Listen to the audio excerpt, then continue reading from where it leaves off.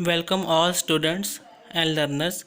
आज के इस वीडियो के अंदर हम क्लास +1 सब्जेक्ट फिज़िक्स का मोस्ट इम्पॉर्टेंट टॉपिक डिस्कस करेंगे, डायमेंशनल एनालिसिस। शुरुआत करते हैं बिल्कुल बेसिक से। हम सबको पता है कि हमारे जब हम यूनिट्स चैप्टर डिस्कस करते हैं तो उसमें हम 7 फंडामेंटल क्वांटिटीज़ को पढ़ते हैं। वो जो 7 फंडामेंटल क्वांटिटीज़ हैं वो क्या, mass, length, time, temperature, electric current, quantity of matter और ल्यूमिनस इंटेंसिटी हैं। ये होती हैं फंडामेंटल क्वांटिटीज़। इन फंडामेंटल क्वांटिटी की हेल्प से हम कुछ और क्वांटिटीज़ को भी डिराइव कर सकते हैं, उनको बोलते हैं डिराइव्ड क्वांटिटी। फॉर एग्जांपल मैंने एग्जांपल में जैसे वेलोसिटी ली हुई है, वेलोसिटी का डिस्प्लेसमेंट अपॉन टाइम। अब डिस्प्लेसमेंट बेसिकली क्या है, एक छोटा सा पाथ लेंथ होती है और लेंथ भी क्या है आपकी फंडामेंटल क्वांटिटी, टाइम क्या है फंडामेंटल क्वांटिटी। तो फिर क्या हो गया, अगर दोनों ही फंडामेंटल क्वांटिटी हैं तो इन दोनों फंडामेंटल क्वांटिटी की हेल्प से मैंने एक न्यू फिजिकल क्वांटिटी डिराइव की, उसको क्या नाम दे दे, वेलोसिटी। तो वेलोसिटी एक डिराइव्ड फिजिकल क्वांटिटी है हमारे पास। अब हम पढ़ने जा रहे हैं इसके अंदर डायमेंशंस का कंसेप्ट, कि फंडामेंटल क्वांटिटीज़ को लेकर हम डायमेंशंस का कंसेप्ट कैसे समझ सकते हैं। देखो, डायमेंशंस का मतलब क्या होता है, कहता है कोई भी फिजिकल क्वांटिटी अगर उस फिजिकल क्वांटिटी को मैं फंडामेंटल क्वांटिटीज़ की टर्म्स में एक्सप्रेस करूं विद सम पावर्स, उसकी कुछ पावर हो, पावर इन द सेंस उसके 1 पावर हो सकती है, 2 पावर हो सकती है, -1 पावर हो सकती है। तो कोई भी फिजिकल क्वांटिटी को अगर मैं फंडामेंटल क्वांटिटी की टर्म्स में एक्सप्रेस करता हूँ विद सम पावर्स तो उसको हम बोलते हैं डायमेंशंस। तो इस डेफिनेशन को हम एक एग्जांपल से समझते हैं। तो एग्जांपल हम लेते हैं एरिया की। तो अगर मैं सपोज़ कर लूँ कि जो मास है उसको कैपिटल M में लिखूँ, लेंथ को कैपिटल L में लिखूँ, टाइम को कैपिटल T में लिखूँ। अब मुझे पता है एरिया क्या होता है, लेंथ मल्टीप्लाई ब्रेथ।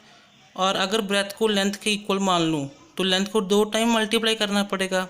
और लेंथ को कैसे लिखना है, L की टर्म्स में, L इंटू L, L का क्या हो गया स्केयर। और कैसे लिखूँ इसको, M की पावर 0, L की पावर 2 और T की पावर 0। तो एरिया क्या थी, एक फिजिकल क्वांटिटी थी। उस फिजिकल क्वांटिटी को मैंने किसके टर्म में एक्सप्रेस किया, फंडामेंटल क्वांटिटी जो कि लेंथ थी, और उससे कुछ क्या है, पावर भी है लेंथ की, L स्क्वायर। इसको बोलते हैं डायमेंशंस। इसका मतलब कोई भी फिजिकल क्वांटिटी हो उसको हम फंडामेंटल क्वांटिटीज़ के टर्म्स में क्या कर सकते हैं, एक्सप्रेस कर सकते हैं, तो उसको बोलते हैं डायमेंशंस। आगे हम पढ़ते हैं डायमेंशनल फार्मूला क्या होता है और डायमेंशनल इक्वेशन क्या होती है। नेक्स्ट है डायमेंशनल फार्मूला एंड इक्वेशन। सबसे पहले हम डिस्कस करते हैं डायमेंशनल फार्मूला। वो एक्सप्रेशन जिससे आपको पता चले कि कोई भी फिजिकल क्वांटिटी है जिसको मैंने फंडामेंटल क्वांटिटीज़ की टर्म्स में एक्सप्रेस किया विद सम पावर्स, उसको बोलते हैं डायमेंशनल फार्मूला। अब यहाँ पे मैंने एरिया की डायमेंशंस लिखी हुई हैं, M की पावर 0, L की पावर 2, T की पावर 0। इसे क्लियर कट हो रहा है कि जो एरिया है उसको मैंने फंडामेंटल क्वांटिटी की टर्म्स में एक्सप्रेस किया, इसको बोलते हैं डायमेंशनल फार्मूला। अब मैं बात करता हूँ डायमेंशनल इक्वेशंस की। इक्वेशन का मतलब होता है कि राइट हैंड साइड भी कुछ लिखा हो, लेफ्ट हैंड साइड भी कुछ लिखा हो। तो डायमेंशन इक्वेशन का मतलब क्या होता है कि जिस फिजिकल क्वांटिटी की मैंने डायमेंशंस लिखी हुई हैं, फॉर एग्जांपल जैसे एरिया है, उसका सिंबल लिखा और उसके बराबर उसके इक्वल में क्या लिखा मैंने, उसका डायमेंशनल फार्मूला लिखा। तो ये सारा जो रिप्रेजेंट कर रहा है कि जिसकी डायमेंशंस हैं, जिस क्वांटिटी की जो डायमेंशंस हैं उसको बोलते हैं डायमेंशनल इक्वेशन। तो इन जनरल कैसे लिखूँ, एक्स रिप्रेजेंट करता सिंबल, किस फिजिकल क्वांटिटी की बात कर रहे हैं, और राइट हैंड साइड में क्या है उसका डायमेंशनल फार्मूला। इसके अंदर डायमेंशंस और डायमेंशनल फार्मूला के कॉम्बिनेशन से हम बनाते हैं डायमेंशनल इक्वेशन।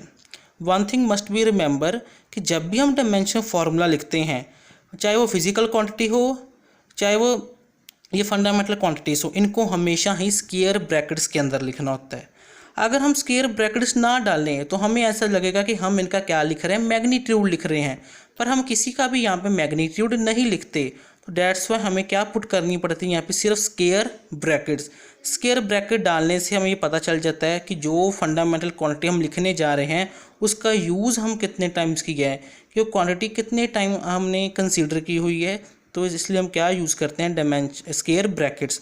और जो पावर्स होती हैं ABC, वो हमारी क्या होती हैं, पावर्स हैं, उनकी कोई कुछ भी वैल्यू हो सकती है।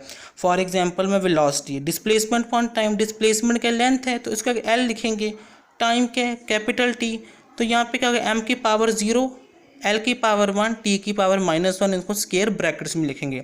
अगर स्क्वायर ब्रैकेट्स में नहीं लिखता तो आपको क्या लगेगा कि लेंथ की मैग्नीट्यूड क्या है 1 और टाइम का मैग्नीट्यूड तो वो भी -1 लिखे हैं, तो ऐसा कुछ नहीं होता, हम इसको स्क्वायर ब्रैकेट्स में ही लिखते हैं। आगे हम कुछ फिजिकल क्वांटिटीज़ डिराइव करेंगे, उनके डायमेंशंस देखते हैं। अब आता है वॉल्यूम, लेंथ इंटू लेंथ, 3 बारी लेंथ है L L L, तो L की पावर कितनी होगी 3 और स्क्वायर ब्रैकेट।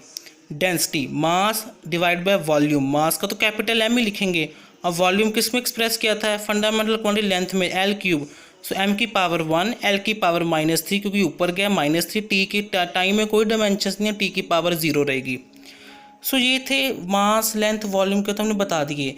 जो रिमेनिंग फंडामेंटल क्वांटिटीज़ है जैसे electric current, luminous intensity, temperature, इनको भी जब हम किसी क्वांटिटी में यूज़ करते हैं तो इनके हम वहाँ पे ऐसे यूनिट लिखते हैं। एग्जांपल इलेक्ट्रिक करंट के एम्पियर हैं तो कैपिटल A, टेम्परेचर K है केल्विन, उसका K लिखेंगे, तो इस तरह हम उनका यूज़ करते हैं। नेक्स्ट है फ्रीक्वेंसी, रेसिप्रोकल ऑफ टाइम, तो टाइम का कैपिटल T लिखो, तो टाइम की पावर क्या की -1, इसका मतलब m की पावर 0, L की पावर 0 और T की पावर -1। ऐसे ही हमारे पास बहुत सारी क्वांटिटीज़ हैं जिनके हम डायमेंशंस लिख सकते हैं, तो कुछ क्वांटिटीज़ वो भी हैं, वो भी देखते हैं अभी। जैसे स्पीड है, स्पीड क्या है डिस्टेंस अपॉन टाइम, डिस्टेंस क्या है लेंथ टाइम T में, m की पावर 0, L T -1।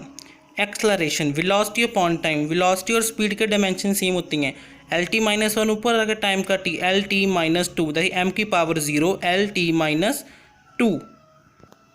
अब फोर्स, फोर्स का फार्मूला क्या है, मास इंटू एक्सलरेशन, तो एक्सलरेशन क्या होता है वेलोसिटी अपॉन टाइम, तो मास का तो कैपिटल M लिखे है, तो एक्सलरेशन क्या आएंगे L T -2, तो ML T -2। वर्क के देखो, work in force into displacement, तो फोर्स के तो अभी डिराइव किए हैं ML T -2, डिस्प्लेसमेंट लेंथ होती है तो ML की पावर 2 T -2। तो बहुत सारे बच्चों को होता है कि हम इतने सारे डायमेंशंस कैसे याद करेंगे, इनको याद करने की इतनी ज़रूरत नहीं है, आपको बस इनको एक्सप्रेस करना आना चाहिए, आपकी डायमेंशन उसी वक्त ही कैलकुलेट हो जाएंगी। और फिर भी आप डे टू डे में रिवाइज 5-5 करके 10-10 करते हैं, इनको रोज़ दिखा करो, इनको खुद ड्राइव किया करो, तो आपको कभी नहीं भूलेंगे।